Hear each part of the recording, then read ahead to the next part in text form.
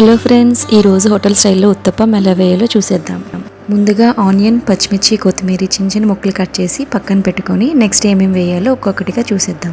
ఇప్పుడు stove on చేసుకొని pan పెట్టుకొని ప్యాన్ మీద ఒక 2 స్పూన్స్ వరకు ఆయిల్ వేసుకొని బాగా స్ప్రెడ్ చేసుకోవాలి. ప్యాన్ వేడెక్కాక ఇడ్లీ బ్యాటర్ ఉంటుంది కదా, అదొక 2 గరిటెల బ్యాటర్ ప్యాన్ మీద వేసుకొని స్ప్రెడ్ చేసుకోవాలి. ఊతప్పం సైజ్ చిన్నదిగా ఉంటేనే తినడానికి, చూడటానికి ఇంకా కుక్ అవ్వడానికి కూడా బాగుంటుంది. సో వీలైనంత చిన్నవిగా స్ప్రెడ్ చేసుకోండి.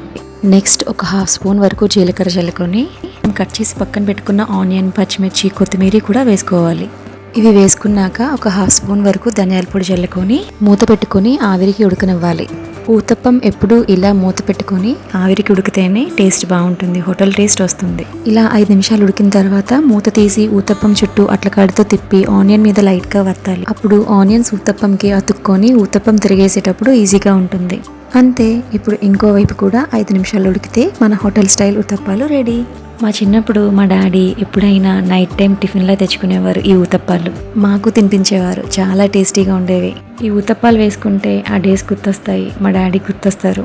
మన వాళ్ళు మనతో లేకపోయినా వాళ్ళ మెమరీస్, వాళ్ళ గుర్తులు అన్నీ లైఫ్ లాంగ్ మనతోనే ఉండిపోతాయి కదా. అంతే ఫ్రెండ్స్, ఇవి ప్లేట్లోకి సర్వ్ చేసుకొని కొబ్బరి పచ్చడితో కానీ సాంబార్తో కానీ తింటే టేస్ట్ చాలా బాగుంటాయి.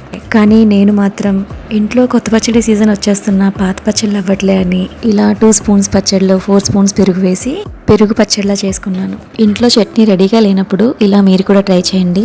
చిటికలో చట్నీ రెడీ అయిపోతుంది, చాలా టైం కూడా సేవ్ అవుతుంది. చూస్తుంటేనే నోరు ఊరిపోతుంది కదా. ఇంట్లో ఇడ్లీ పిండి రెడీగా ఉంటే మీరు కూడా వేసేసుకోండి. లైక్ చేసి సబ్స్క్రైబ్ చేసుకోవడం మర్చిపోకండి. Thank you for watching.